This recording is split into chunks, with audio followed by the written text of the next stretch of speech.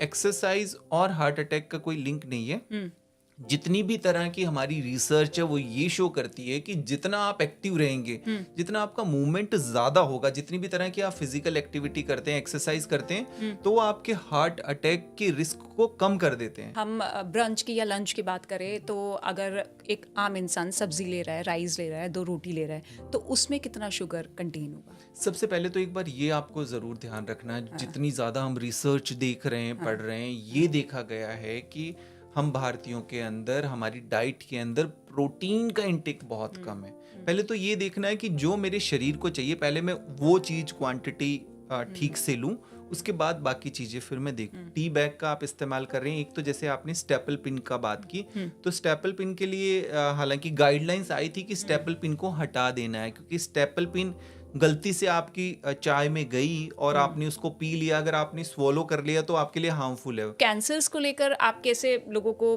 जानकारी देंगे कि किन चीज़ों को आप अवॉइड करें अभी हाल फिलहाल में? इसमें कुछ स्क्रीनेबल टूल्स है। स्क्रीनेबल टूल्स का मतलब क्या होता है, जो जांच करके हम पता लगा सकते हैं कि कहीं आपको कैंसर होने से जीरो स्टेज पे, मतलब स्टेज 1 2 3 4 होती है ना, तो जीरो स्टेज पे प्री कैंसर, वहीं पर उसको पकड़ के और उसको करेक्ट क्योर किया कर जा सकते सकता है। हैं। यस यस, तो ऐसे बिल्कुल है।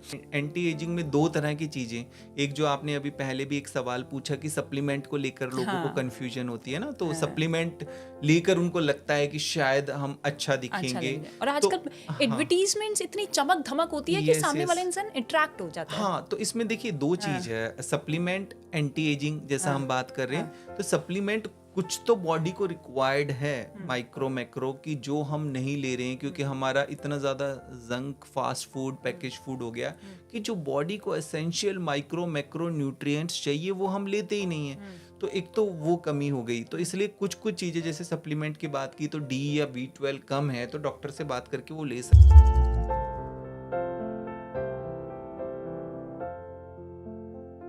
इस वक्त हमारे साथ मौजूद है डॉक्टर समीर भाटी, जो कि डायरेक्टर है स्टार इमेजिंग और पाथ लैब के और जाने माने हेल्थ एक्सपर्ट है। डॉक्टर समीर, बहुत स्वागत है आपका स्टेट में रहने बहुत पे। बहुत शुक्रिया, बहुत बहुत धन्यवाद। देखिए, आज बहुत सारे सवाल हैं क्योंकि हेल्थ एक्सपर्ट आप हैं और ऐसे में इस भागदौड़ भरी जिंदगी में लोगों की हेल्थ भी काफी हद तक इफेक्ट हो रही है। बिल्कुल। तो ऐसे में लोगों के सवालों के साथ साथ हम बहुत सारी ऐसी चीजों के बारे में जानेंगे कि कैसे कि वो बीमारी हमें छुए उससे पहले ही हम उसे पहचान ले, कैसे हम सतर्क रहे। तो शुरुआत लोगों की हेल्थ के साथ करते हैं क्योंकि हमने देखा है कि कितना बिजी शेड्यूल आजकल हो रहा है। लोग अपनी हेल्थ के साथ कॉम्प्रोमाइज़ करते हैं। अगर कोई प्रॉब्लम भी है तो उसे कुछ टाइम के लिए दरकिनार कर देते हैं कि पहले इंपॉर्टेंट काम हो जाए। तो ऐसे में अपनी हेल्थ को लेकर क्या कुछ वो कदम उठाए ताकि उस लेवल पर वो पहुंचे ही ना कि हेल्थ खराब हो? बिल्कुल बिल्कुल, देखिए जैसा एक चीज जो अभी आजकल हाल फिलहाल में हमने देखी है कि आजकल हेल्थ प्रॉब्लम की कोई एज नहीं रही है। पहले हम देखा करते थे कि पर्टिकुलरली उस एज में आपको ये प्रॉब्लम हो गई है, बट आजकल यंग लोगों में, खास तौर पे हमारी इवन जेन जी की भी बात करें, उन लोगों में भी कई तरह के हेल्थ रिलेटेड इश्यूज आ ही रहे हैं। और खास तौर पे जो सबसे ज़्यादा हम देख रहे हैं, यंग हार्ट अटैक काफ़ी ज़्यादा बढ़ गए हैं। बट फिलहाल अभी जैसा हम आगे बात करेंगे, ओवरऑल इन जनरल अगर हम देखें तो कैंसर के केसेस काफ़ी बढ़ गए हैं, हार्ट के बिल्कुल। केसेस काफ़ी ज़्यादा बढ़ गए हैं, मेंटल हेल्थ इश्यूज काफ़ी ज़्यादा बढ़ गए हैं, गट हेल्थ रिलेटेड इश्यूज काफ़ी ज़्यादा बढ़ गए हैं। तो आई थिंक कोई ऐसा अभी बॉडी ऑर्गन हमारा रहा नहीं है जो आप जैसा बात कर रहे हैं बिजी शेड्यूल में हमारा अफेक्ट ना हो रहा हो। क्योंकि मेंटल हेल्थ की जब जब बात होती है तो ये मानकर चलते हैं कि वर्कलोड होगा, हमारी नींद अच्छे से पूरी नहीं हो रही होगी। लेकिन क्या कोई ऐसे भी टेस्ट होते हैं कि उस टेस्ट को करवा के हम जान ले कि कहाँ पर हम लूप कर रहे हैं, कहाँ पर हम लैग कर रहे हैं? देखिए जैसा आपने पूछा, बिल्कुल ऐसा होता है अक्सर कई बार कि मेंटल हेल्थ को लेकर हम जैसे आपको अगर ब्लड टेस्ट कराया आपने, हुँ, उसमें शुगर बढ़ी हुई आई, तो आप जान लेंगे कि भाई मेरे को ब्लड शुगर हो गई है, हुँ, या आपका ब्लड प्रेशर बढ़ा हुआ आ रहा है, उसको भी आप मेजर कर सकते हैं। हुँ, हुँ, पर मेंटल हेल्थ इश्यूज को कई बार हम मेजर नहीं कर पाते। हाँ, हुँ, कुछ तरह के सिम्टम होते हैं जिनको हम रिकॉग्नाइज करते हैं कि कुछ ना कुछ मुझे हुँ, मेंटल हेल्थ इशू है, मैं थोड़ा डिप्रेसिव फील कर रहा हूँ, मेरे हुँ, को थोड़ी एंग्जाइटी हो रही है, हुँ, इस तरह के कुछ होते हैं।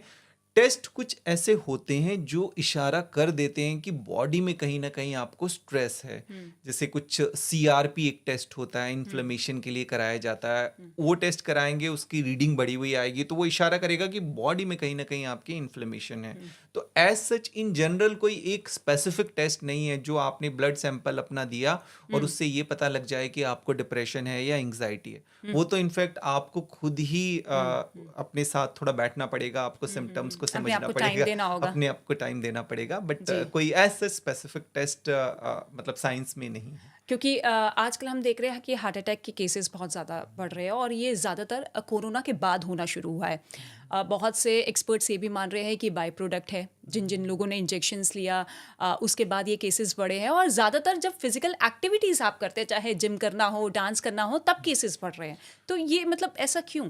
हाँ, देखिए हार्ट अटैक को लेके वैसे तो काफ़ी ज़्यादा लोगों को एंग्जाइटी रहती है, एंड कोविड के बाद उससे पहले भी केसेस थे, अभी थोड़े ज़्यादा रिपोर्ट होने लग गए हैं, लोग थोड़े ज़्यादा अवेयर होना शुरू हो गए हैं, इस वजह से हमारे सामने केसेस ज़्यादा देखने को मिल भी रहे हैं। बट जैसा अभी हमने बात की कि देखिए जिम या किसी भी तरह की एक्सर्शन एक्टिविटी और हार्ट अटैक ये एक अलग चीज़ है।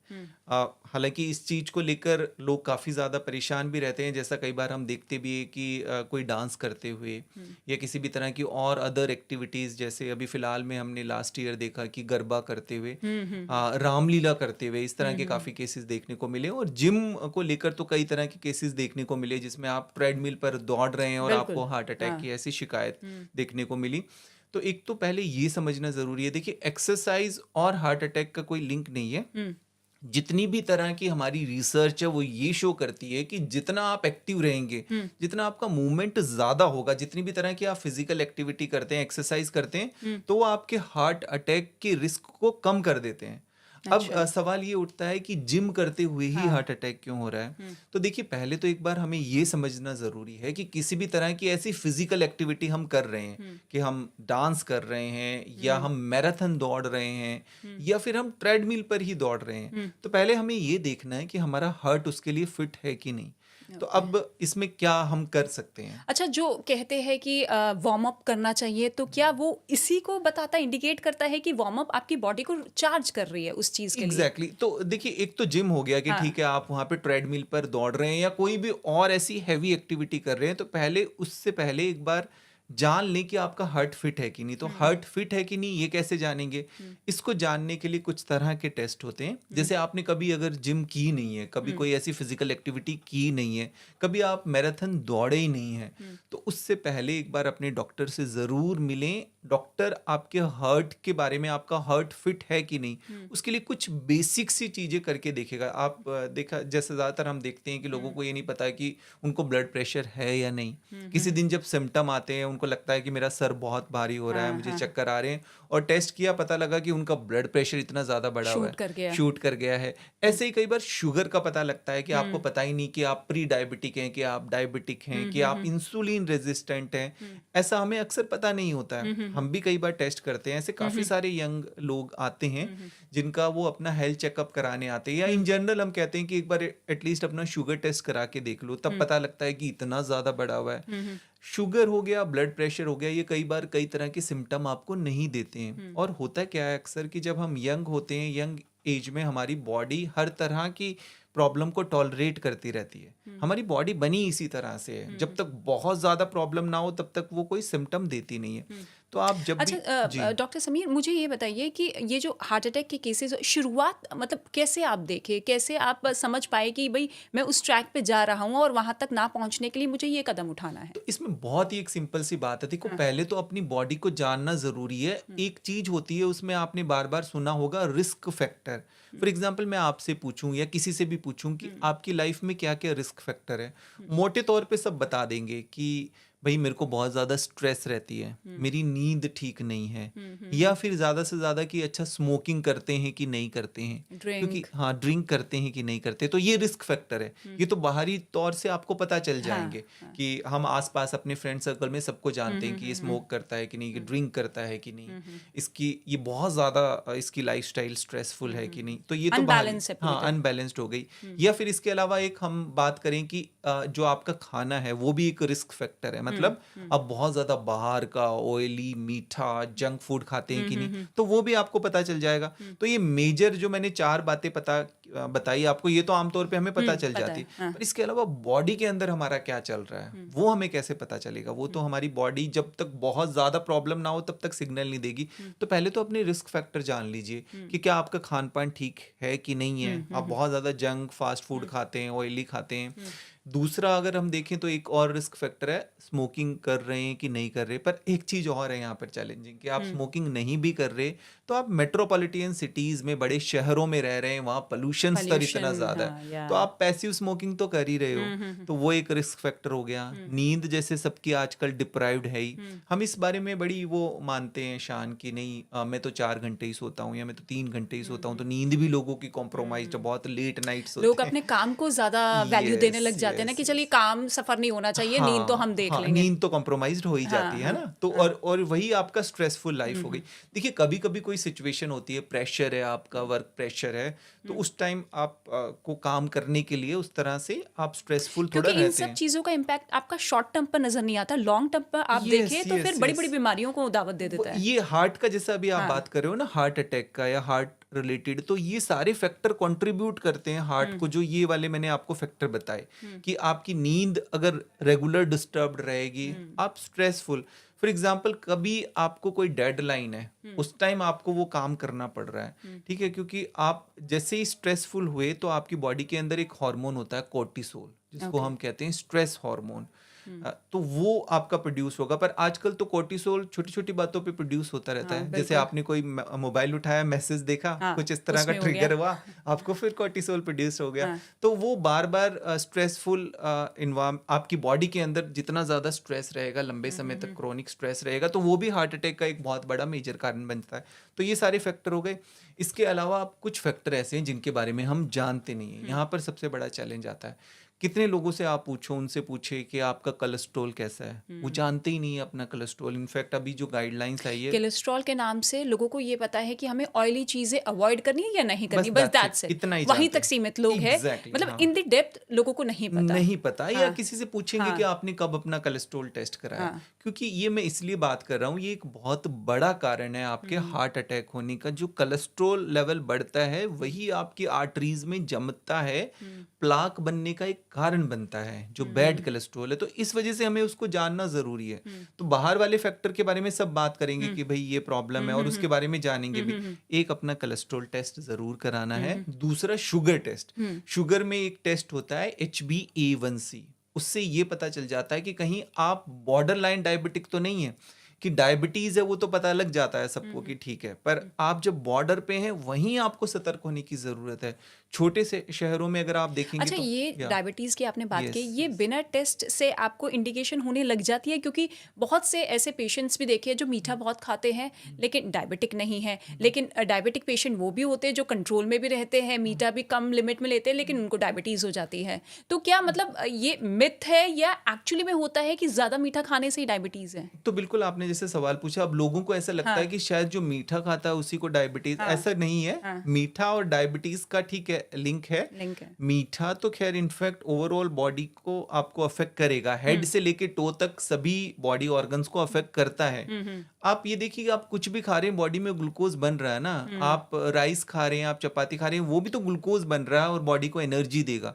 तो मीठा अलग से खा रहे हैं हम, तो वो तो हमारे लिए, क्योंकि हम उस तरह से आजकल बर्न नहीं कर पाते, है ना। तो चाहे डायबिटीज है या नहीं है, मीठा अगर आप ज्यादा खा रहे हैं तो आपके लिए नुकसानदायक है। इनफैक्ट WHO ने हम बात करें तो अभी जो डेटा दिया था उसमें ये बताया था कि भारतीयों के अंदर एक तो मीठा बहुत ज्यादा खाते हैं, एक नमक बहुत ज्यादा बहुत, खाते हैं, हाँ, हाँ, हाँ, हाँ। सॉल्ट का इंटेक भी 3 गुना ज्यादा है। तो वो हमें ध्यान रखना है कि अगर आप हैं डायबिटिक या नहीं है, मीठा आपके लिए हार्मफुल है। मतलब आप कितना बताएंगे कि कितना इंडिकेशन होना चाहिए कि इतना आपकी बॉडी इंटेक कर सकती है उस मीठे देखिए को? मीठा तो आप जितना हो सके अगर अवॉइड ही करें बेहतर रहेगा। पर मतलब हम मैं इसमें इंडियंस कोई तो शायद मुश्किल है हम तो लोगों आप के लिए। खाने के साथ कुछ एक हाँ। थोड़ा बहुत ले अच्छा सकते हाँ, हैं। जैसे आपने अभी जी, कहा, क्योंकि कहा ये जाता है कि अगर आप भूखे पेट मीठा खा रहे हैं तो वो मीठा सीधा आपकी बॉडी को लगता है, ठीक एग्ज़ैक्टली है? बिल्कुल। अगर आप खाने के साथ खा रहे हैं या खाने के तुरंत बाद खा रहे हैं तो जितना इफेक्ट होना चाहिए वो शायद 50% डाउन हो जाता है। हाँ, तो उसमें आप ये कोशिश हाँ, करिए कि कम से कम आपको लेना है, हाँ। जितना हो सके क्वांटिटी उसकी कम रखिए। पर ठीक है, क्वांटिटी अगर आप थोड़ी ले भी रहे हैं ज़्यादा तो उतना फिर फिजिकल एक्टिविटी करिए। एक्टिविटी करिए। इनफैक्ट मैं आपको बताऊं कि हम कई बार तले हुए खाने की बात करते हैं कि फ्राइड खा रहे हो, जंक खा रहे हो, हार्ट अटैक उससे होता है, कोलेस्ट्रॉल ज़्यादा बढ़ता है। मीठे से ज़्यादा फैटी लीवर होता है आपको, मीठे से ज़्यादा कोलेस्ट्रॉल बनता है क्योंकि वो एक्स्ट्रा एनर्जी है आपके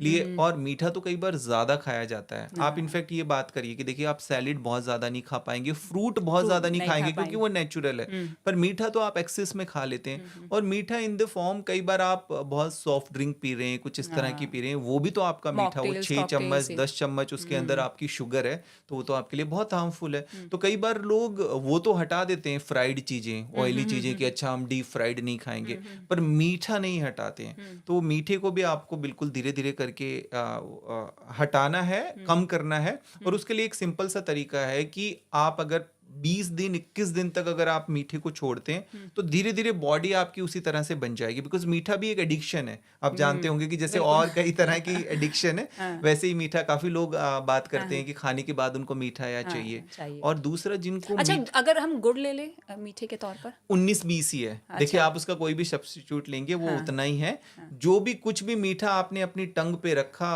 हाँ। और एकदम ब्रेन को सिग्नल दिया, आपका इंसुलिन क्योंकि रिलीज हुआ। क्योंकि कहते हैं कि गुड़ से आपका ब्लड सर्कुलेशन सही रहता हाँ, है। तो ठीक है, थोड़ी क्वांटिटी में आप रखिए, लेकिन एक्सेस में नहीं एक्सेस में खाना, मत आप लीजिए। नेचुरल किसी भी और फॉर्म अगर में आप ले रहे ले हैं, भी रहे हैं तो फिर उस हिसाब से आप फिजिकल एक्टिविटी उस करिए। हिसाब से फिजिकल एक्टिविटी करनी बहुत ज़्यादा ज़रूरी है। और जैसा मैंने आपको बताया कि मीठा ही कारण बनता है आपके कोलेस्ट्रॉल बढ़ने का, फैटी लिवर का, आपका वजन। जिन लोगों को अपना वेट कम करना है, अगर वो मीठा कम नहीं करेंगे तो वो अपनी वेट कम होने की जो जर्नी है उसको कम नहीं कर पाएंगे। कि आप जिम जा रहे हो, बहुत एक्सरसाइज कर रहे हो और ऊपर से उतना ही आप मीठा खा रहे हो, तो उससे आपको आपको एक्सरसाइज का जो बेनिफिट मिलना होगा वो नहीं अच्छा, जैसे मिलेगा। हम ब्रंच की या लंच की बात करें तो अगर एक आम इंसान सब्जी ले रहा है, राइस ले रहा है, 2 रोटी ले रहा है, तो उसमें कितना शुगर कंटेन होगा? सबसे पहले तो एक बार ये आपको ज़रूर ध्यान रखना है, जितनी ज़्यादा हम रिसर्च देख रहे हैं, पढ़ रहे हैं, ये देखा गया है कि हम भारतीयों के अंदर, हमारी डाइट के अंदर प्रोटीन का इंटेक बहुत कम है। पहले तो ये देखना है कि जो मेरे शरीर को चाहिए, पहले मैं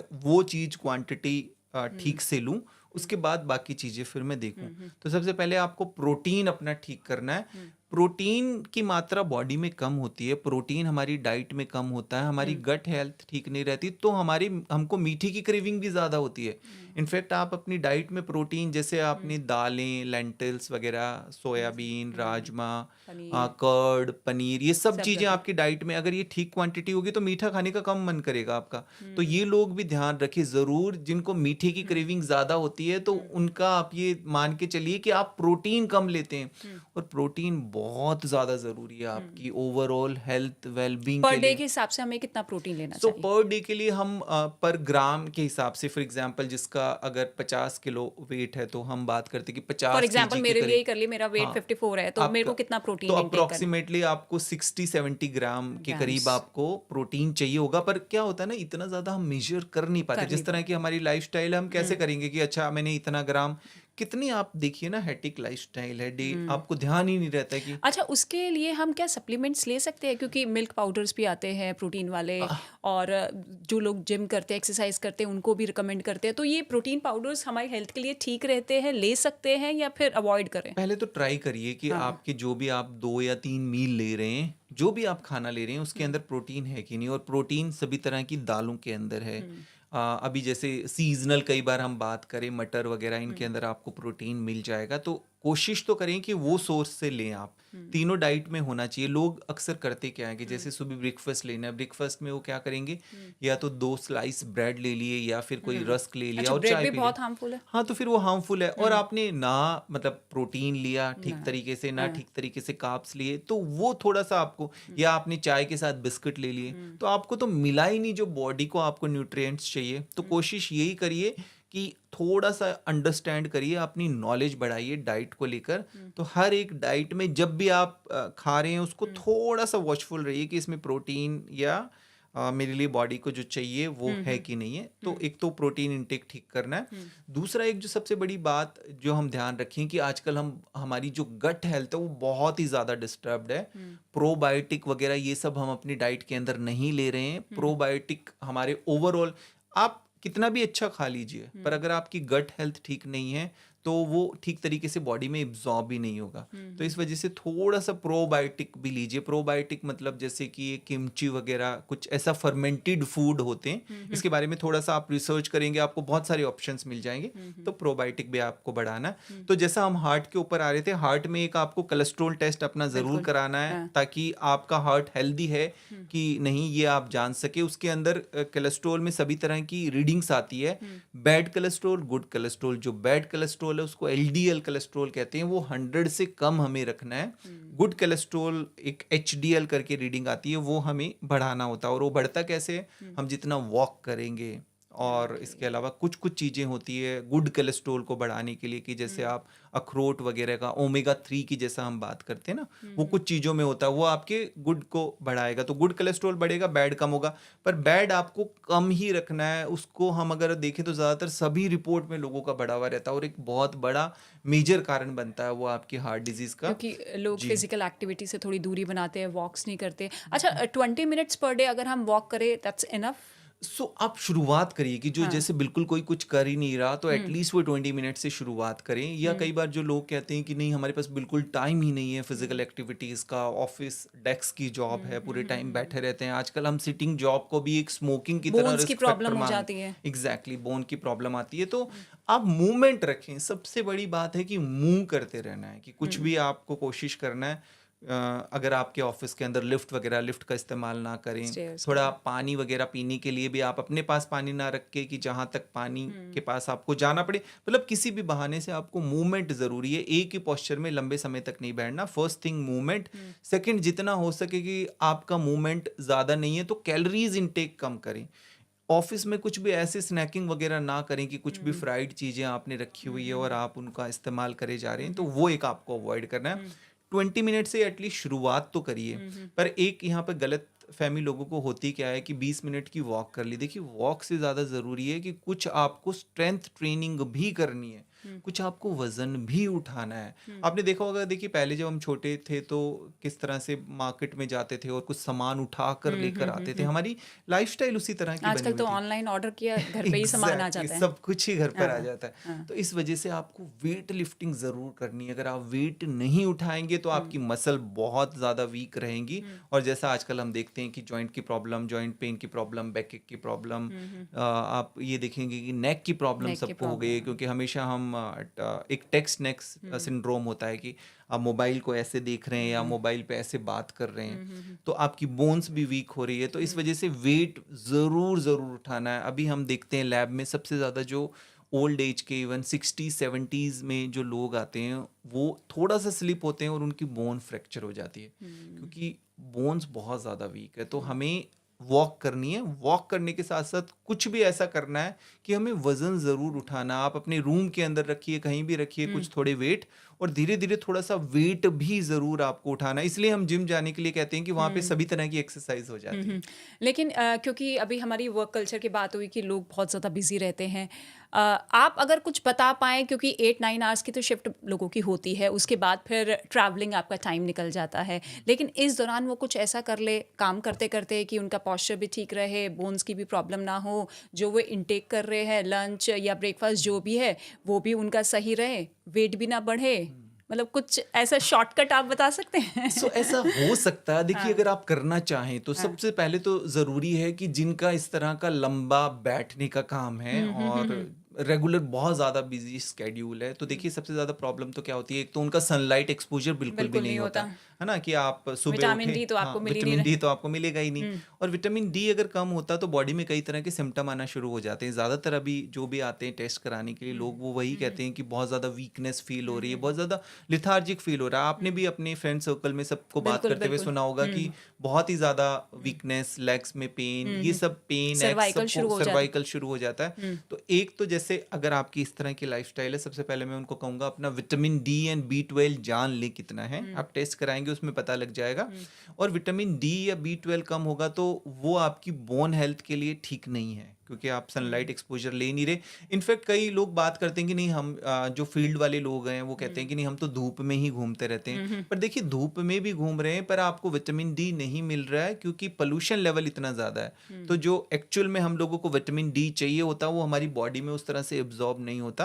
तो अगर विटामिन डी लेवल कम है आपका, ज़्यादातर हम टेस्ट करते हैं किसी का 10 मिलेगा, किसी का 12, जो कि बहुत बहुत कम है।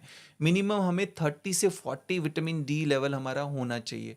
तो वो अगर आपका नहीं होगा आप लो फील करेंगे। इनफैक्ट आपको लगेगा कि अच्छा सब कुछ ठीक तो चल रहा है, मैं इतना ज्यादा लो क्यों फील कर रहा हूँ, इतना क्यों डिप्रेस्ड जॉइंट्स फील में कर रहा पेन, हूँ, जॉइंट में बहुत पेन, जल्दी आप थक जाएंगे, एक्टिवनेस कम हो जाएगी, एग्जैक्टली है ना? नींद भी आपकी नींद डिस्टर्ब भी आ होगी जाएगी, बहुत ज्यादा। हाँ। तो विटामिन डी B12 ऐसे लोगों को मैं यही सजेस्ट करूंगा।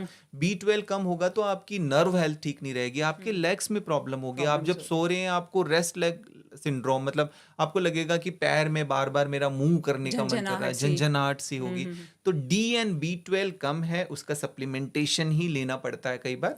वो आप अपने डॉक्टर से बात करके उसका अगर सप्लीमेंट कुछ समय तक लें, 2-3 एज और महीने, वेट के हिसाब से रिकमेंड करें। हाँ बिल्कुल। तो वो बहुत ही एक सिंपल सा सप्लीमेंटेशन है, क्योंकि आप डाइट से और सनलाइट से नहीं ले पा रहे। तो एक तो वो करेक्ट करें, क्योंकि आपने पूछा कि ज्यादातर सभी लोगों का इसी तरह का शेड्यूल है।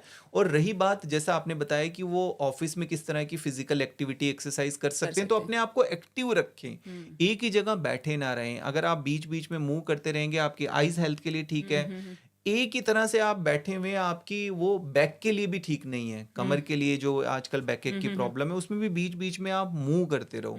और थोड़ा कोशिश ये करो कि एक्सेस कैलोरीज ना लो। कई बार आप बस ये देखो कि मेरे ऑफिस में जो मैं स्नैक्स यूज कर रहा हूँ वो हेल्दी है कि नहीं। तो कोशिश करें घर से लेकर आए।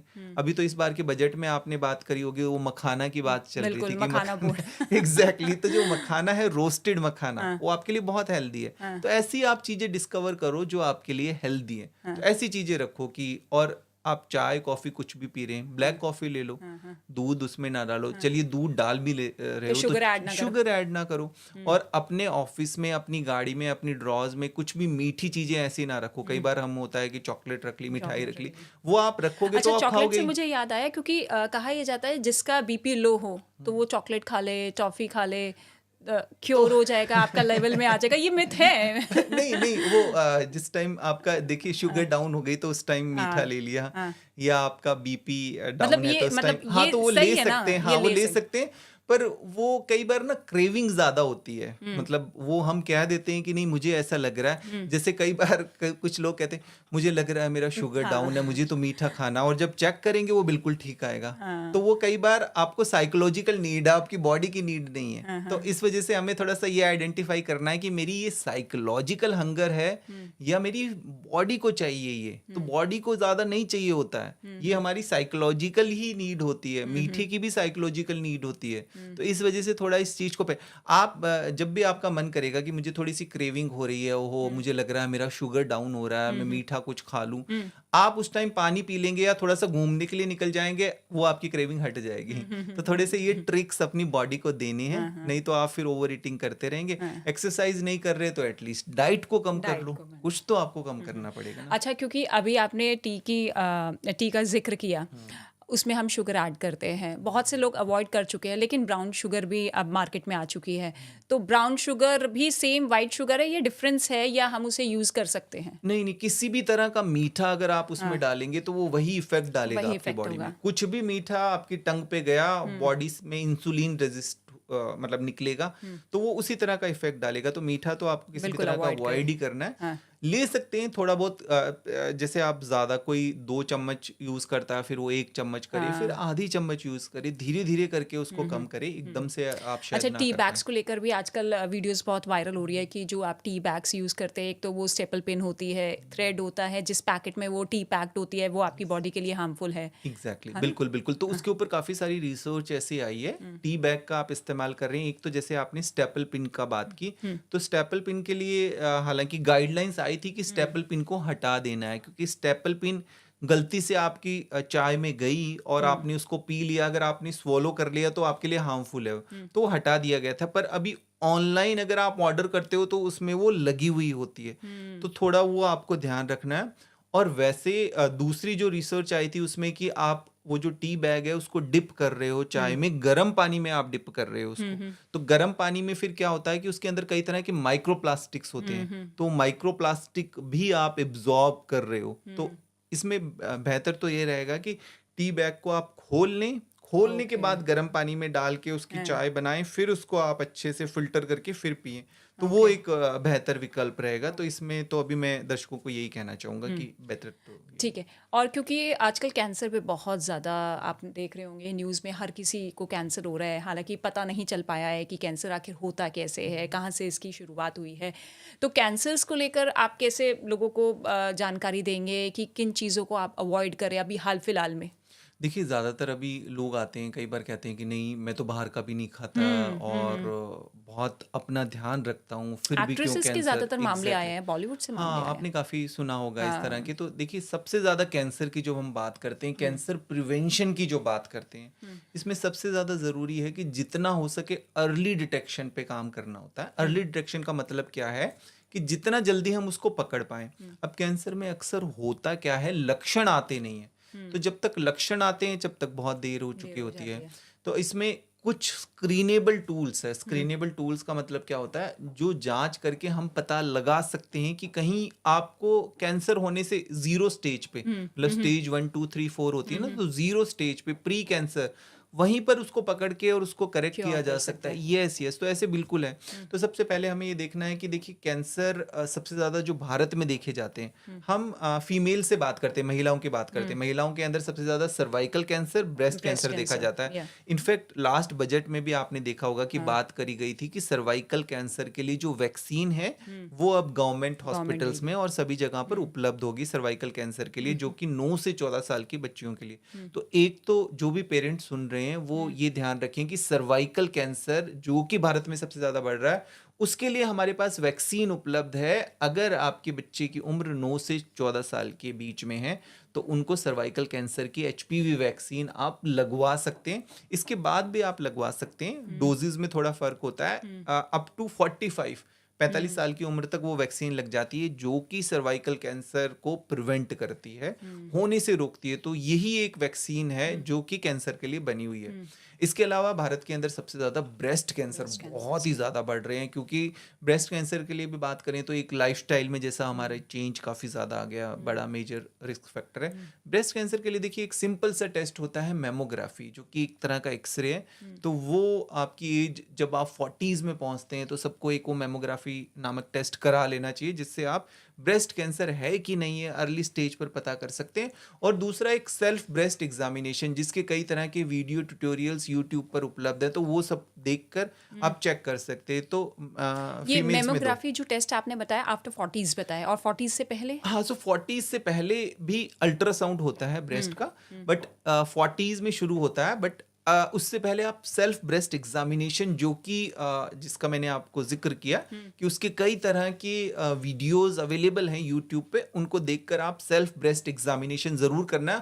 और वहां पर आपको किसी भी तरह का डाउट लगता है, किसी भी तरह की गिल्टी, कोई गांठ ऐसी महसूस होती है, तो उसके लिए फिर वो टेस्ट पहले भी कराया जा सकता है। बट अदरवाइज 35-40s में आप कराते हैं, या जिनको फैमिली हिस्ट्री है कि जिनकी मदर को या फैमिली में कोई और को कैंसर की हिस्ट्री रही है, तो उनको 40 से पहले भी कराने की जरूरत पड़ सकती है। तो फीमेल्स में सर्वाइकल कैंसर, ब्रेस्ट कैंसर, ये इसका मामले काफी ज्यादा है, इसके लिए आप स्क्रीनिंग करा सकते हैं। मेल्स के देखें तो लंग के कैंसर काफी ज्यादा बढ़ रहे हैं, तो उसके लिए अगर जो स्मोकिंग करता है तो वो अपना एक लोअर डोज सीटी स्कैन जरूर करा लें।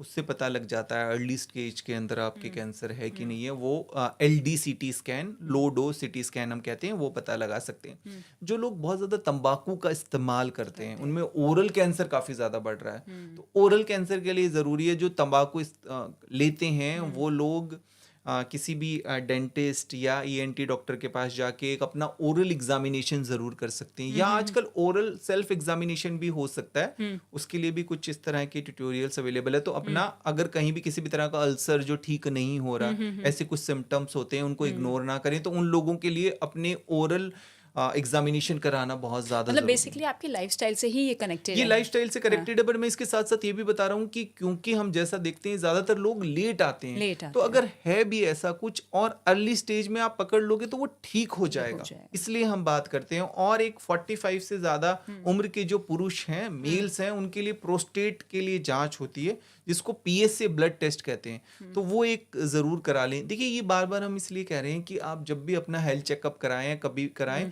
तो राइट टेस्ट कराना ज़रूरी है, ताकि राइट आप टेस्ट। बीमारी को सही समय पर रहते हुए उसको पकड़ सकें। बट देखिए, कारणों के बारे में तो सबको पता ही है बिल्कुल। कि कारण लाइफस्टाइल है, बट कारण के लिए सबसे ज़्यादा हमें ज़रूरी है कि हम किस तरह का उनको सोल्यूशन दे सकें। तो ये वाले काफ़ी सारे टेस्ट उपलब्ध है जो आपको समय रहते हुए कराने चाहिए। और दूसरा, एक सब लोगों को अपना ब्लड शुगर या HbA1c टेस्ट ज़रूर कराना चाहिए। ब्लड प्रेशर ज़रूर मॉनिटर करना चाहिए, क्योंकि स्ट्रोक के केसेस इतने ज़्यादा बढ़ रहे हैं, ब्रेन स्ट्रोक के केसेस। क्योंकि ये सुनने में आपको बहुत इजी वर्ड्स लगते हैं, लेकिन बीमारी इतनी खतरनाक है कि बहुत लोगों के बहुत लिए जानलेवा। हमेशा देखिए, पूरी लाइफ आप पैरालाइज्ड हो गए, Paralyzed तो आपके लिए तो फिर एकदम ही 360 डिग्री आपकी लाइफ चेंज हो गई। और एक सिंपल सा ब्लड टेस्ट, और ब्लड टेस्ट में आपने देखिए सुना भी होगा अपनी कलीग्स में, हाँ मुझे रहता है कभी कभी, अच्छा दवाई तो मैं नहीं खा रहा, या कभी खा लेते हैं जब होता है। ये सबसे बड़ी गलती होती है। तो पहले तो अपना ब्लड प्रेशर ठीक से चेक कराइए, 2-3 बार आप चेक करिए। अगर बढ़ा हुआ आ रहा है, अगर आपके डॉक्टर ने बोला है दवाई, तो आपको दवाई लेनी है, फिर उसको मेजर ज़रूर करना है। क्योंकि ब्लड प्रेशर और आपका जो मैंने शुगर की बात की, ये बहुत बड़ा कारण है आपके हार्ट अटैक का, ये बहुत बड़ा कारण है आपकी किडनी डिजीज का। Kidney तो disease ये का। चीज़ें आपको बहुत और क्योंकि आजकल स्टोन्स की प्रॉब्लम बहुत ज़्यादा आ रही है, और ख़ास तौर पे बच्चों पे। हालांकि डॉक्टर्स इंजरीज के लिए बोलते हैं, फिर उस स्टोन्स को निकाल देते हैं, कुछ ये दावा करते हैं कि मेडिसिन के ज़रिए डिसॉल्व हो जाएगी। तो ये स्टोन्स की बीमारी कैसे बनती है, कैसे पता लगा ले समय रहते? राइट। तो स्टोन की जैसे बात की, तो खास तौर पे ज़्यादातर स्टोन के केसेस नॉर्थ इंडिया में काफ़ी ज़्यादा देखने को मिलते हैं।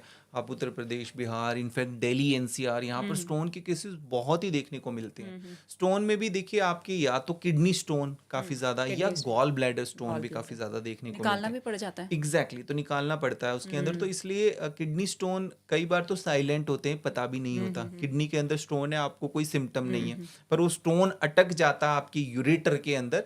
तब जिस टाइम पेन होता है और आप जांच कराने जाते हैं, तब पता लगता है कि स्टोन ये आपका अटका हुआ है। स्टोन जिस तरह की डाइट है, डेफिनेटली तो वो एक बड़ा कारण है। और सबसे बड़ा कारण है स्टोन का, हाइड्रेशन ठीक नहीं रहती। हम पानी ठीक से नहीं पीते हैं। तो एक तो लिक्विड इनटेक आपका ठीक से रहना चाहिए, मौसम के अकॉर्डिंगली हम पानी पीते हैं। अगर हम अंदर बैठे हैं, एसी चल रहा है, तो हमारी बॉडी उतनी, हमें लगेगा प्यास नहीं लग रही, हम पानी नहीं पी रहे हैं। तो एक तो सबसे पहले मैं इसमें बताऊंगा कि अपना हाइड्रेशन का, पानी का आप ठीक से ध्यान रखें। और जब भी चेकअप कराने जाएं, एक ब्लड टेस्ट के साथ साथ अपना अल्ट्रासाउंड भी ज़रूर करा लें। उस अल्ट्रासाउंड में ये पता चल जाएगा कि आपके गॉल ब्लैडर में या किडनी के अंदर कोई स्टोन है कि नहीं, ताकि उस तरह से आप अपनी लाइफस्टाइल को मॉडिफाई कर सकें। क्योंकि कहते हैं कि अगर आप एक्सेस में प्रोटीन ले रहे हैं, तब भी आपको स्टोन की प्रॉब्लम्स होती है। सो एक्सेस में तो आप कोई भी चीज लेंगे, उससे ही आपको प्रॉब्लम होगी। पर प्रॉब्लम देखिए, मैं आपको बताता हूँ, भारत में ज़्यादातर कम लेते हैं लोग प्रोटीन, है ना, तो एक्सेस में तो ले ही नहीं रहे। हाँ, तो वो कई बार हो सकता है, कई रीजन हो सकते हैं उसके अंदर, एक्सटर्नल फैक्टर भी होते हैं, डाइट भी एक फैक्टर होती है। पर ऐसा नहीं है कि आप कुछ लोगों का मानना होता है कि अच्छा आप टमाटर खा रहे हैं उससे छिलकों से, हाँ, ऐसा नहीं है, ऐसा नहीं, वो बॉडी से बाहर निकल जाएंगे आपके, है ना। तो कुछ चीजें होती है जो मना की जाती है, अगर आपको स्टोन फॉर्म हो रहा है, दोबारा ना हो। पर सबसे बड़ी बात तो हाइड्रेशन की है। अगर पानी, आप लिक्विड इनटेक, आपकी बॉडी को लिक्विड ठीक तरीके से चाहिए। पर पानी में ये नहीं कि आप चाय पी रहे हैं, कॉफी पी रहे हैं, कोल्ड ड्रिंक पी रहे हैं, उससे तो बॉडी डिहाइड्रेट होगी। प्रॉपर आपको लिक्विड पानी अपना ठीक तरीके से पीना बहुत ज़्यादा ज़रूरी है। और दूसरा, पानी की जैसे मैंने बात करी, तो इसमें एक चीज़ आप और भी ध्यान रखिए कि देखिए, ज़्यादातर जैसे अभी रिसर्च भी आई थी, और अभी थोड़े दिन पहले न्यूज़ में भी हम उस चीज़ पे डिस्कस कर रहे थे। FSSAI ने जो पानी की जो ऑथेंटिसिटी है, उसके ऊपर कई सवाल खड़े किए कि जैसे आप बाहर जा रहे हैं, ट्रैवल कर रहे हैं, तो प्लास्टिक की बॉटल के अंदर अब पानी है ना, तो कई बार कोई एक स्पेसिफिक ब्रांड है, उस ब्रांड का सेम तरह का स्टिकर लगा हुआ होगा, आप पहचान भी नहीं पाएंगे कि वो पानी सही डुप्लीकेट्स है या बॉटल मिलती डुप्लीकेट है हाँ, ना। हाँ। तो वो पानी भी आप चेक करिए कि आप बाहर जा रहे हैं। मैं तो इस चीज में यही कहूंगा कि जब भी आप बाहर ट्रैवल करते हैं अपना पानी आप साथ ही कैरी करें, वो बहुत ज्यादा जरूरी है। आपने बॉटल्स की बात की क्योंकि कहते हैं कि अवन में प्लास्टिक की चीज़ों में आपको खाना गर्म नहीं करना चाहिए एग्जैक्टली, बिल्कुल। और प्लास्टिक की चीज़ों में कोई गर्म चीज़ नहीं लेनी चाहिए, उससे भी आपकी हेल्थ पर इफेक्ट होता है और वो Yes. कैंसरस होता है यस यस, है ना। और फॉइल पेपर आजकल हो रहा है कि फॉइल पेपर में आपको अपना खाना रैप नहीं करना चाहिए, बिल्कुल, आजकल बिल्कुल। पेपर रैप्स आ चुके हैं यस यस, तो है ना। ये माइक्रो प्लास्टिक बहुत ज्यादा हो गया हमारे इन्वायरमेंट में। तो जितना हो सके हम प्लास्टिक को अगर अवॉइड करें, जो पानी के लिए भी बॉटल हम यूज कर रहे हैं वो भी ना करें। और जैसे आपने फॉयल पेपर की बात करी, ये सब चीजें हम जितना प्लास्टिक को अपनी लाइफ से कम करते रहेंगे तो उतना हमारे लिए वो ज्यादा बेहतर। क्योंकि आजकल एक तो ग्लैमरस की तरफ हमारा युवा, हम हर एज के लोग उस तरफ अट्रैक्ट होते हैं, एंटी एजिंग की तरफ जा रहे हैं। हालांकि एंटी एजिंग के लिए वो ऐसे ऐसे एक्सपेरिमेंट्स कर लेते हैं, मेडिसिन ले लेते हैं कि इंटरनल ऑर्गन्स इफेक्ट करते हैं। तो ऐसे में आप लोगों को कैसे इंडिकेट करेंगे कि भाई ठीक है, एक टाइम तक या एक लिमिट तक ठीक है कि हर किसी को लगता है कि हम सुंदर दिखे, अच्छा लगे, पर्सनालिटी हमारी अच्छी जाए, लेकिन उसके साथ साथ आप इंटरनली अपनी बॉडी को इफेक्ट कर रहे हैं। एग्जैक्टली तो है ना? बिल्कुल इसमें आपने बिल्कुल ठीक पूछा। देखिए एंटी एजिंग में दो तरह की चीजें, एक जो आपने अभी पहले भी एक सवाल पूछा कि सप्लीमेंट को लेकर लोगों को हाँ। कंफ्यूजन होती है ना, तो सप्लीमेंट लेकर उनको लगता है कि शायद हम अच्छा अच्छा दिखेंगे। लगेगा। और तो आजकल एडवर्टीजमेंट्स इतनी चमक धमक होती है कि Yes, सामने yes. वाला इंसान अट्रैक्ट हो जाता है। हाँ, तो इसमें देखिए दो चीज है, सप्लीमेंट, एंटी एजिंग जैसा हम बात कर रहे हैं। तो सप्लीमेंट कुछ तो बॉडी को रिक्वायर्ड है, माइक्रो मैक्रो की, जो हम नहीं ले रहे हैं क्योंकि हमारा इतना ज्यादा junk fast food package food हो गया कि जो बॉडी को एसेंशियल माइक्रो मैक्रो न्यूट्रिएंट्स चाहिए वो हम लेते ही नहीं है। तो एक तो वो कमी हो गई, तो इसलिए कुछ कुछ चीजें जैसे सप्लीमेंट की बात की तो डी या B12 कम है तो डॉक्टर से बात करके वो ले सकते हैं। दूसरा आपने एक प्रोटीन पाउडर की भी बात की, क्योंकि अभी आप एंटी एजिंग का पूछ रहे हो तो इसलिए मैं उसको उससे Connect लिंक कर कर रहा रहे हैं, हूँ। हाँ। एग्जैक्टली तो प्रोटीन भी आप प्रॉब्लम कहाँ पर आई, प्रोटीन जो हम वे प्रोटीन की बात करते हैं वो डुप्लीकेसी बहुत ज्यादा होने लग गई, इस वजह से प्रॉब्लम है। प्रोटीन तो बॉडी को चाहिए ही आपको, अगर आप नहीं ले पा रहे हैं पूरा अपनी डाइट के सोर्स के अंदर और आप एक स्कूप प्रोटीन ले रहे हैं तो ठीक है, वो आपके लिए कोई नुकसानदायक नहीं है। पर सिर्फ ये देखना है कि उसका सोर्स ठीक होना चाहिए, वो ठीक तरीके से, Certified हाँ, है। सर्टिफाइड पैकेजिंग वगैरह वो ठीक रखें तो वो आप ले सकते हैं। बाकी कुछ अगर विटामिन वगैरह की, फॉर एग्जांपल जैसे फीमेल्स में आयरन की कमी बहुत ज़्यादा मिलती है, तो अगर आपके डॉक्टर आपको आयरन सप्लीमेंटेशन दे रहे हैं क्योंकि जो हेयर की प्रॉब्लम हो रही है और सब हो रही है तो इसी वजह से हो रही है ना आयरन डेफिशिएंसी, तो आपके डॉक्टर बता रहे हैं तो आप ले सकते हैं वो वाला, उतने ही समय तक लेना है उसको, फिर बहुत ज़्यादा एक्सेस में नहीं लेना। तो ये एक आपको चीज़ का ध्यान रखना है। दूसरा एक चीज़ इसमें सबसे ज़्यादा जो आपने एंटी एजिंग का पूछा कि देखिए एक एज होती है हमारी क्रोनोलॉजिकल एज कि जो भी 20-30 साल आपकी उम्र है, और एक बायोलॉजिकल एज भी आपके ऑर्गन की एज कितनी है। तो कई बार ये देखा जाता है कि जब हम जांच करते हैं कि अगर किसी की उम्र 40 साल है और उसका हम टेस्ट करके देखेंगे, कुछ इस तरह के टेस्ट होते हैं जिसके आपके आर्टरीज की उम्र का पता लगता है, उनके आर्टरीज ऐसे लगेगा कि वो किसी 50 साल की, मतलब 10 साल का फर्क है, क्योंकि हमने बॉडी को इतना ज्यादा केमिकल से एक्सपोज किया है, हमारी लाइफस्टाइल ओवरऑल। आप बाहर से तो देखिए अच्छे दिख रहे हैं, दिखने में ठीक है, बट आपके इंटरनली ऑर्गन आपके कैसे हैं, तो वो भी एक काफी ज्यादा, तो इसलिए बहुत ज्यादा जरूरी है कि ठीक है बाहर हम अच्छा दिखने के लिए जो भी काम कर रहे हैं, जैसे कि आप फिटनेस की बात करें या हेल्दी होने की बात करें, तो फिट तो रहना ही रहना, पर हेल्दी भी तो रहना जरूरी है ना। तो हेल्थ पे अगर आप ध्यान रहेंगे तो आप फिट भी रहेंगे। जैसे आपने कई सेलिब्रिटीज का देखा, अभी आप हार्ट अटैक की बात कर रहे थे कि कितने सारे हमारे सेलिब्रिटीज हैं जो फिट दिख रहे थे बट उनको हार्ट अटैक हुआ, है ना, हार्ट अटैक हुआ, कैंसर हुआ, मेंटल डिप्रेशन। एग्जैक्टली। तो इसी तरह से हमें अपने अंदर की जो हमारे ऑर्गन की एज है वो भी तो ठीक रहनी चाहिए ना। आजकल जैसे हम टेस्ट करते हैं उसमें कैल्शियम स्कोरिंग हम कहते हैं, हार्ट में ये पता लग जाता है हार्ट की वेसल्स में कैल्शियम जमा हो रहा है, तो ये कम उम्र में ऐसी कई प्रॉब्लम होना शुरू हो गया। तो मैं यही कहना चाहूंगा दर्शकों को कि देखिए फिटनेस पे तो ध्यान देना ही देना है, फिटनेस के साथ साथ आपको हेल्दी रहना भी बहुत ज़्यादा ज़रूरी है। लोग बहुत ज़्यादा इस चीज़ को लेके पोसेसिव रहते हैं कि मेरा वज़न बढ़ रहा है, मेरा वेट बहुत ज़्यादा बढ़ रहा है। देखिए, वेट से ज़्यादा ज़रूरी है कि आप फिट हैं कि नहीं, वो इम्पोर्टेंट है। आपने देखा होगा इंडियंस के अंदर मतलब बेली फैट ज़्यादा होता बहुत है, ज़्यादा होता है। एब्डोमिनल फैट हाँ, ज़्यादा होता है। और दूसरा, अगर वैसा भी आप कहेंगे, किसी से भी बात करेंगे, नहीं ये जो भी स्लिम है उसके लिए बात करेंगे, नहीं ये तो फिट है।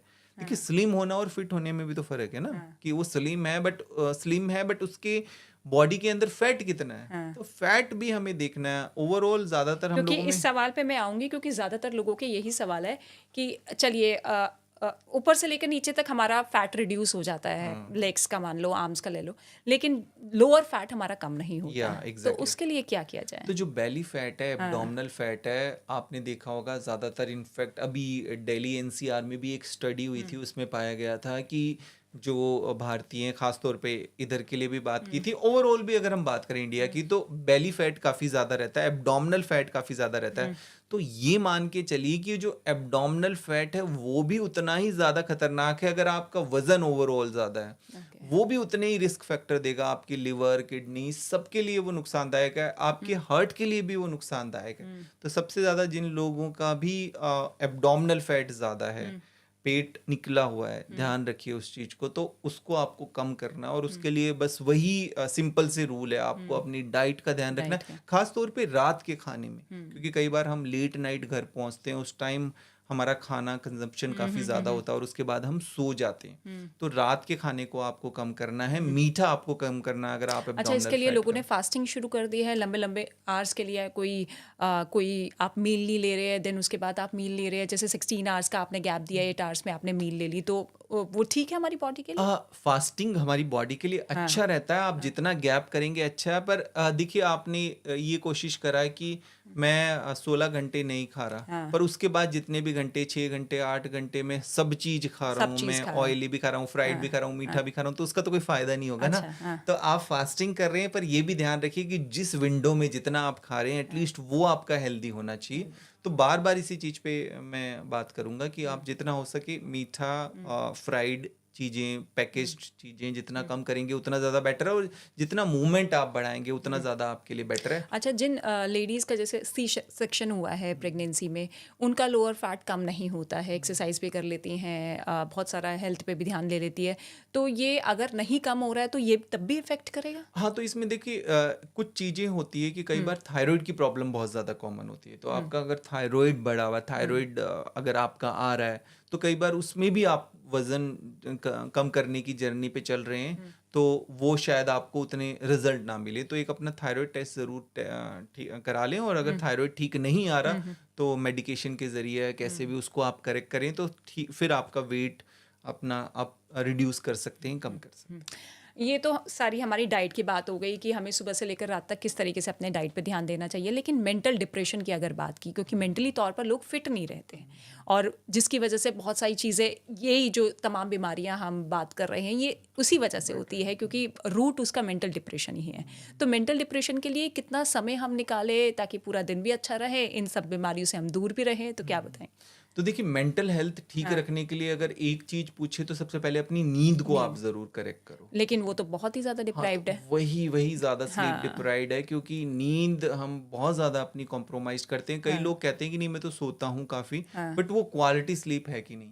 तो सबसे ज्यादा तो अगर हम देखें नींद, इनफैक्ट मैं आपको बताऊंगा कि जो रोड ट्रैफिक एक्सीडेंट है उसका भी बहुत बड़ा कारण है आपकी नींद ठीक नहीं है, आप स्लीप डिप्राइव्ड है। आपने देखा होगा लोगों का कि फ्लाइट में जैसे ही हम बैठ रहे हैं, बैठते ही हम लोगों को नींद आ गई, मतलब हमारी नींद कम नहीं है, बैठे बैठे हमें नींद आने लग जाती है। तो इसका मतलब स्लीप डिप्रीवेशन है, हम रात को ठीक तरीके से नहीं सो रहे हैं, बहुत लेट नाइट तक हम सोते हैं, और उसके बाद तो सुबह ऑफिस आना होता है, तो सब लोगों का उसी तरह का अच्छा, शेड्यूल क्योंकि रहता है। आपने नींद की बात की, तो कैसे हमें पता चलेगा कि हम एक हेल्थफुल नींद ले रहे हैं? क्योंकि डॉक्टर्स ये भी कहते हैं कि ये जो आपकी बॉडी है उसी नींद में चार्ज भी होती है, जो आप ऑक्सीजन ले रहे हैं वो आपके ऑर्गन्स के अंदर जाती है, सर्कुलेशन होता है, तभी आप सुबह के लिए पूरी तरीके से फिट होते हैं। तो अगर उस पैटर्न में हम नहीं सो रहे हैं तो कैसे पता चलेगा हाँ हमें? बिल्कुल। तो देखिए, एक तो नींद ठीक नहीं है, तो हाँ। आप वैसे तो लक्षणों के जरिए जान ही जाएंगे। आप बहुत ज्यादा लिथार्जिक, वीक फील कर रहे हैं, आप बहुत ज्यादा इरिटेबल फील कर रहे हैं, आपकी गट हेल्थ ठीक नहीं है, आपका स्टमक डिस्टर्ब्ड है बहुत बहुत ज़्यादा, अगर आपकी नींद ठीक नहीं है तो ओवरऑल बॉडी के हर ऑर्गन से आपकी नींद अफेक्ट हो रही है। मेंटल हेल्थ की क्यों, जैसे आपने बात की थी, मेंटल हेल्थ भी आपकी नींद से अफेक्टेड है। एक जो आपने बात किया कि पता कैसे करें, तो ठीक है, आजकल इसके लिए कुछ वेरिएबल्स हैं कि आप स्मार्ट वॉचेस वगैरह इस तरह की कुछ आती है जिनके जरिए आप ट्रैक कर सकते हैं कि पूरी नाइट में जब भी आप सो रहे थे तो आपकी नींद का पैटर्न कैसा रहा, कितनी बार आपकी उसमें हार्ट रेट कैसी रही, तो वो ओवरऑल उसमें भी आप मेजर कर सकते हैं। पर कुछ लोग हैं जिनको स्नोरिंग वगैरह की प्रॉब्लम बहुत ज़्यादा होती है, खराटे बहुत ज़्यादा लेते हैं, उन लोगों के अंदर ऑब्स्ट्रक्टिव स्लीप एपनिया नामक एक बीमारी होती है, वो हो सकती है, वो भी एक बहुत बड़ा कारण बनता है हार्ट अटैक का। कुछ सेलिब्रिटीज वगैरह में ये देखा गया था। तो sleep apnoea, obstructive sleep apnoea जानने के लिए कि कहीं आपकी नींद में ऐसी कोई रुकावट तो नहीं है, आप चाहे 8 घंटे 10 घंटे सो रहे हैं बट आप स्नोरिंग कर रहे हैं, तो इसका मतलब कहीं ना कोई ऑब्स्ट्रक्शन है जिसकी वजह से आपकी नींद ठीक नहीं हो पा रही है। क्योंकि स्नोरिंग को लेकर तो ये भी कहा जाता है कि बहुत गहरी नींद में है। हाँ, तो वो गलत फहमी है, हमारी गलत है कि अगर आप स्नोर कर रहे हैं और बीच में एकदम अचानक से आप फिर उठ जाते हैं तो वो आपकी बॉडी को ऑक्सीजन ठीक से नहीं मिल रही, आपकी ब्रेन को ऑक्सीजन ठीक से नहीं मिल रही। तो स्लीप ऑब्स्ट्रक्टिव स्लीप एपनिया बहुत सारा अनडायग्नोस्ड रहता है, इसके बारे में हम बात नहीं करते। ये हार्ट अटैक का, स्ट्रोक का कारण बनता है काफ़ी ज़्यादा। इनफैक्ट आप अगले दिन लिथार्जिक, वीक फील करते हैं, आपका ब्लड प्रेशर ठीक नहीं हो रहा। कई लोग कहते हैं कि हम दवाइयाँ ले रहे हैं पर ठीक नहीं हो रहे, तो वो अगर स्नोरिंग करते हैं तो अपना जांच करा लें। एक स्लीप स्टडी नामक एक टेस्ट होता है जिसके जरिए ये पता लग जाता है कि कहीं आपको ऑब्स्ट्रक्टिव स्लीप एपनिया है कि नहीं। अगर वो है तो वो करेक्ट हो जाता है, उसके लिए ट्रीटमेंट अवेलेबल है। तो इसलिए इस तरह के सिम्टम्स को आपको बिल्कुल इग्नोर नहीं करना, और ऐसे केसेस भारत में काफ़ी ज़्यादा। बट जैसा आप अभी मेंटल हेल्थ की बात कर रहे थे, तो देखिए इसमें यही कहूँगा, पहले तो अपनी नींद को आप ठीक करें, और अगर आपकी किसी तरह से नींद ठीक नहीं हो पा रही तो कोशिश करें, अगर दिन के अंदर आपको थोड़ा सा ब्रेक मिले तो आप पावरफुल नैप वगैरह ले सकते हैं। आज एक जो अभी रिसेंट एक स्टडी हुई थी योग निंद्रा को लेकर, उसके बारे में थोड़ा सा आप रिसर्च करिए। योग निंद्रा एक बहुत बड़ी अच्छी टेक्निक है जिसके जरिए कुछ ही मिनटों के अंदर आप अपनी नींद ले सकते हैं, 2 या 3 घंटे की। तो ऐसे कुछ आपको ऑल्टरनेट जरूर लेने, पर ऐसा नहीं कि आप स्लीपी फील कर रहे हो, ब्लैक कॉफी पिए जा रहे हैं और कॉफी पी पी के आप अपने आप को चलाए जा रहे हैं, तो वो मेंटल फिजिकल हेल्थ दोनों के लिए ठीक नहीं। क्योंकि अब एक सवाल मैं बच्चों को लेकर कर लेती हूँ, क्योंकि आजकल आपने देखा है कि सोशल मीडिया का कितना बड़ा दौर है। माँ बाप भी ठीक है, बच्चे परेशान ना करें, सब वर्किंग है तो फ़ोन्स का ज़्यादा यूज़ कर लेते हैं, लैपटॉप्स, कंप्यूटर, जिसकी वजह से इफ़ेक्ट भी बच्चों की आईज़ पे, उनकी हेल्थ पे, उनकी स्टडीज़ पर होता है। तो आप क्या बताएंगे, क्या रिकमेंड करेंगे कि बच्चों को किस हद तक देख लेना चाहिए, स्क्रीन के साथ रह लेना चाहिए, या फिर पूरी तरीके से अवॉइड करें? अगर है तो फिर ऑप्शंस क्या क्या है? देखिए, इसमें हम यही बताना चाहेंगे, ज़्यादातर कई बार बच्चे तो पेरेंट्स को ही कॉपी करते हैं। तो बच्चों के लिए तो मैं नहीं कहूँगा, मैं तो पेरेंट्स को एग्जैक्टली, तो शुरुआत पेरेंट्स को ही करनी है। जैसा पेरेंट्स चाहते हैं बच्चों के अंदर हैबिट डालना, बच्चे भी वैसा ही कॉपी करेंगे। तो पेरेंट्स का ओवरऑल अगर स्क्रीन टाइम कम रहेगा तो बच्चे भी धीरे धीरे उनको कॉपी करेंगे। देखिए, हेल्थ के ऊपर तो बच्चों की डेफिनेटली इफेक्ट होता ही है। फिजिकल हेल्थ जैसे बात करते हैं कि वो बहुत ज़्यादा फिर मूवमेंट नहीं करते, फिजिकल एक्टिविटी नहीं करते, इसलिए आजकल बच्चों में इनफैक्ट हम देखें तो हम स्कूल में अगर वो स्क्रीनिंग टेस्ट करते हैं तो आप हैरान होंगे कि बच्चों के अंदर प्री डायबिटीज मिलती है, बच्चों में प्री हाइपरटेंशन मिलती है। आजकल देख रहे हैं आप, बच्चे भी ओबीस होते जा रहे हैं, हो रहे हैं, ओबेसिटी के केसेस बच्चों पे। वो तो होगा। देखिए, 15 साल की उम्र में अगर उनको बॉर्डर लाइन, उनका ब्लड प्रेशर बढ़ा हुआ है, उनको बॉर्डर लाइन डायबिटीज है, तो 25 तक तो पहुंचते पहुंचते डायबिटीज, हाइपरटेंशन ये हो ही जाएगा। तो डेफिनेटली एक तो फिजिकल एक्सर्शन, उनको फिजिकल एक्टिविटीज में इन्वॉल्व करना, किसी भी तरह की डांस उनको पसंद है, अगर जिम में भी वो जुम्बा वगैरह, साइकिलिंग वगैरह, कुछ भी ऐसी फिजिकल एक्टिविटी में उनको ज़रूर डालना है। स्क्रीन टाइम कम करना है क्योंकि आइज़ के ऊपर तो डेफिनेटली उसका स्ट्रेन पड़ता है। और जैसा आजकल हम देखें भी, बच्चों के अंदर भी कई तरह की, आपने देखा होगा, जो डिजिटल इश्यूज बढ़ गए हैं, सेक्सटॉर्शन और ये सब चीज़ें बढ़ गई है। कई देशों ने तो बैन लगा दिया, एज लिमिट कर दी है। वो एज लिमिट कर दी। तो वो चीज़ आप जब तक ध्यान नहीं रखेंगे, बच्चे को वो बताना समझाना ज़रूरी है ताकि वो बता पाए।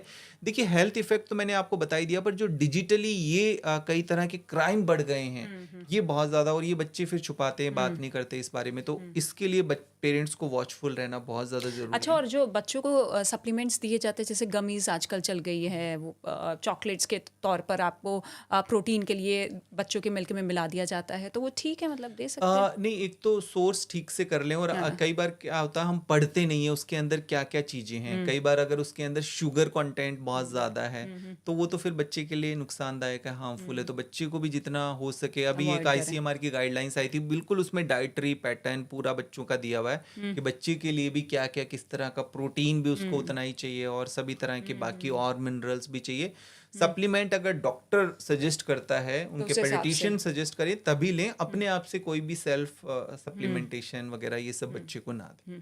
अच्छा, जैसे न्यू बॉर्न बेबी है तो कहते हैं कि 2 साल तक उनको कोई शुगर, कोई सॉल्ट नहीं देना चाहिए, ताकि उनकी बॉडी आगे अच्छे से रहे, तो ये ठीक है? यस यस, ये बिल्कुल ठीक है। तो आप अपने एक बार पेडिट्रिशियन जैसे जैसे वो रिकमेंड करता है उसी तरह से, क्योंकि बच्चों को लेकर कई बार पेरेंट्स को रहता है कि नहीं कुछ खाता नहीं है, कुछ खाता खाएगा नहीं, तो ठीक होगा, और वो कई तरह के फिर सप्लीमेंट लेकर आते हैं, पैकेज्ड चीजें लेकर आते हैं। तो देखिए, बच्चा सबकी अपनी अपनी तरह की फिजिकल, सब बच्चे डिफरेंट होते हैं, तो आपको ओवर ईटिंग उसको नहीं करानी, कोई भी इस तरह की चीज नहीं देनी जो उसके लिए ठीक नहीं है। जैसा पेडिट्रिशियन एज के अकॉर्डिंग क्योंकि आजकल होता है ना कि फोन सामने लगा दिया जाता है, बच्चा इस बहाने खा ले बस। वो तो सबसे गलत तो है। जैसे हम दिखा के अगर बच्चे को खाना खिला रहे हैं तो वो खाना बॉडी में लग रहा है, क्योंकि कहा यह जाता है कि मेंटली तौर पर तो वो वहाँ पर एंगेज्ड है, तो इस तरीके से च्यू नहीं कर रहा, उस तरीके से वो सॉरो नहीं कर रहा। उसका, क्योंकि वो उसको इन्वॉल्व नहीं हो रहा हाँ, ना, हाँ। और उस तरह के जो बॉडी के अंदर कई बार हम जब भी खाना खा रहे हैं, टंग पर रख रहे हैं, तो उस तरह के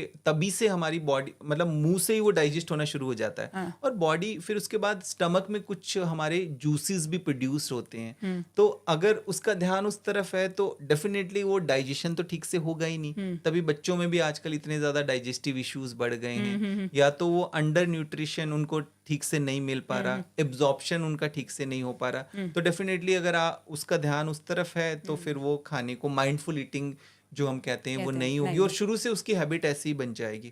तो इनफैक्ट आजकल अभी जो जेनजी जो मोबाइल के साथ ही पैदा हुए हैं बच्चे, आपने देखा होगा कि उनके अंदर इस तरह के काफ़ी ज़्यादा हेल्थ इश्यूज बहुत ज़्यादा बढ़ ही रहे हैं। और इनफैक्ट अगर वो बुक्स को लेकर भी कुछ भी चीज़, तो उसको भी वो जूम करने की कोशिश करेंगे, क्योंकि वो उतने ज़्यादा उनको हैबिट हो चुकी है उस चीज़ की। तो इस वजह से बहुत ज़्यादा ज़रूरी है। और इसमें एक चीज़ सबसे ज़्यादा पेरेंट्स को मैं ये कहूँगा कि अगर वो फिजिकली एक्टिव रहेंगे, जो पेरेंट्स खुद बाहर वॉक करने जाते हैं या जिम करते हैं, तो बच्चे भी जाते हैं, बच्चे उनको कॉपी करते हैं। तो इस वजह से पेरेंट्स को ही बच्चों का रोल मॉडल बनना है। तो यानी कि डॉक्टर समीर, कुल मिलाकर जितनी भी हमारी डिस्कशन हुआ है उसका ग्राउंड यही है कि आप अपने लाइफस्टाइल को ठीक रखिए, आप अपनी डाइट को ठीक रखिए, आप वर्क करते रहिए, फिजिकल एक्टिविटीज़ में एंगेज रहिए, और जैसा आप करेंगे वैसे ही आपके बच्चे आपको फॉलो करेंगे। हाँ, तो बिल्कुल क्रक्स इसका कंक्लूजन देखो यही निकलता है कि जिस भी तरह की लाइफस्टाइल है, उसी तरह की, अगर किसी का मतलब बहुत ज़्यादा बिजी स्केड्यूल है, उस बिजी स्केड्यूल में ही आपको इस तरह की आदतें अपनानी है